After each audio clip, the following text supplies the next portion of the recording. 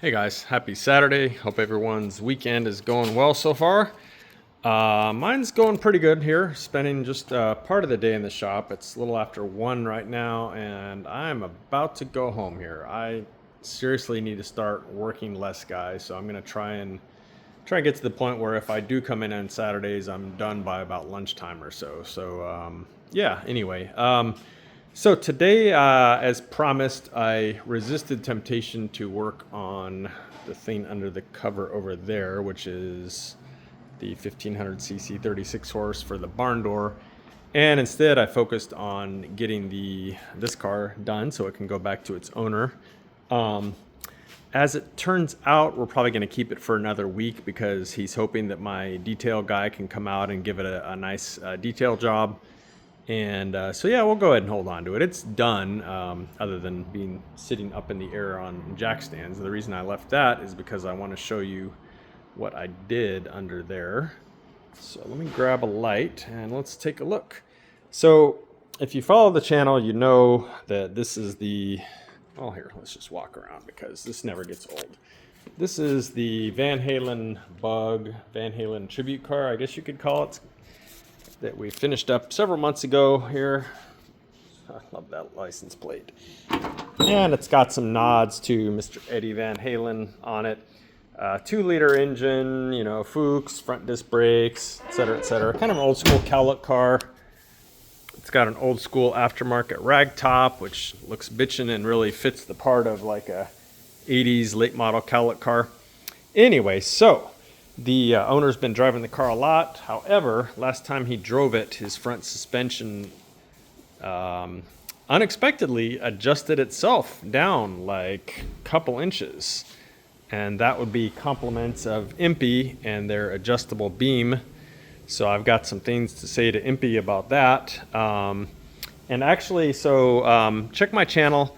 I'm posting a short where I show the little adjusters off the beam. You'll see what I'm talking about. So find the short, I'll upload that today too, where I show the issues with those adjusters and talk about how to fix them. So check that video out, especially if you have an Empi beam or you're thinking about buying one. Even if you have one, it may be a good idea to pull those off and do what I show you. But anyway, everything's back on the car now. And let me crawl under here and you'll be able to see exactly what I did.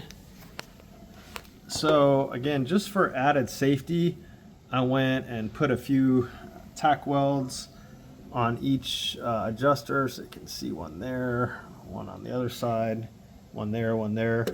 However, like I said, before I did that, I went and made sure that the teeth were actually teeth. And it's kind of hard to tell, but yeah, they fit much, much better now. And if you watch the video, which is going to be a short that I upload, you'll see how poorly they were fitting or not fitting before. And so they fit very good now, very positive fit. I don't know, you can see better on this one, kind of how the teeth are meshing there.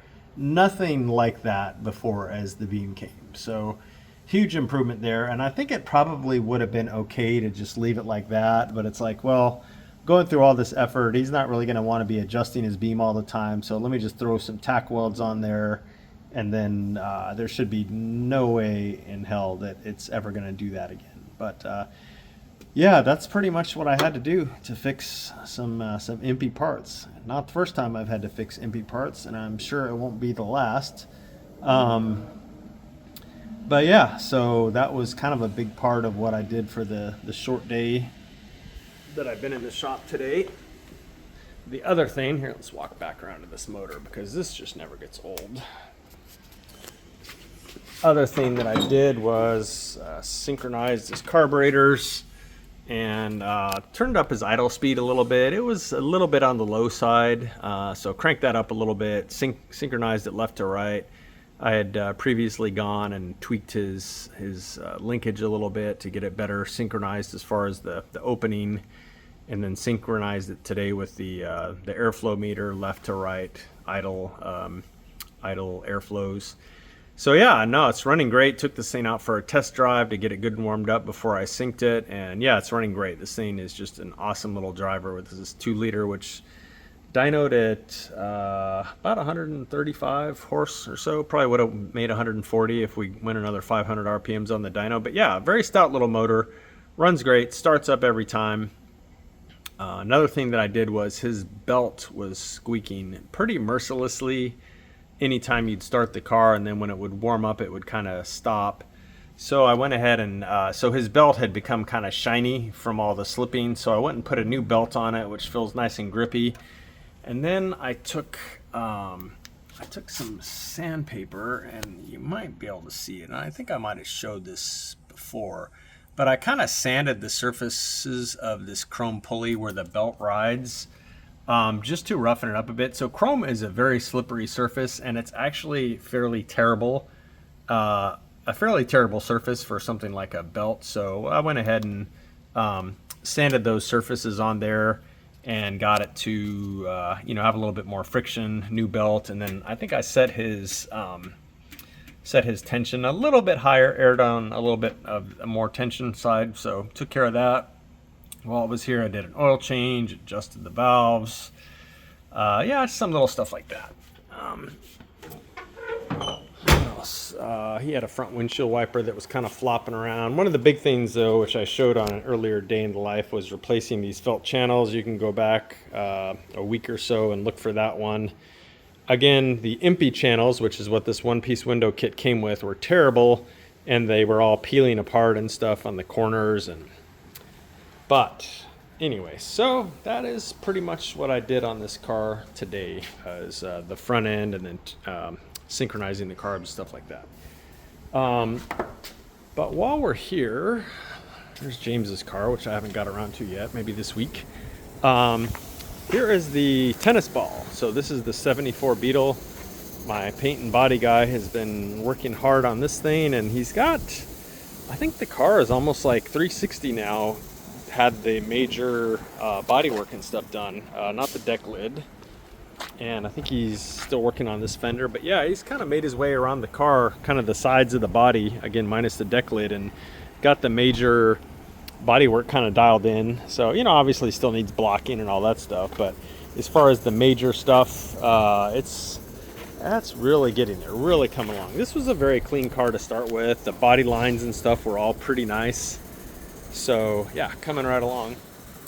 And then we haven't seen this one for a while. This is the 69 bus, which is pretty much done with paint and body. He is, my paint and body guy is actually painting the sunroof today. And then after that dries, then he'll color sand it, and my other guy will buff it. The body itself, including the roof, have all been buffed out and looking pretty amazing. So yeah, there's an update on this one. So hopefully we'll be getting this one to the point maybe this coming week where we can do all the undercoating and stuff, and then this one will move indoors into the shop, and we can really start the restoration process, actually building this thing here. So that's pretty exciting, keeping the paint and body going here. So I think that's it for this week, guys. So yeah, again, look for a video. It'll be in short format on those adjusters and what I did to them, so you can see that as a big part of what I did today. So in the meantime, thank you everyone for watching. Hope the rest of everyone's weekend goes well, and we'll see you guys again Monday. Bye.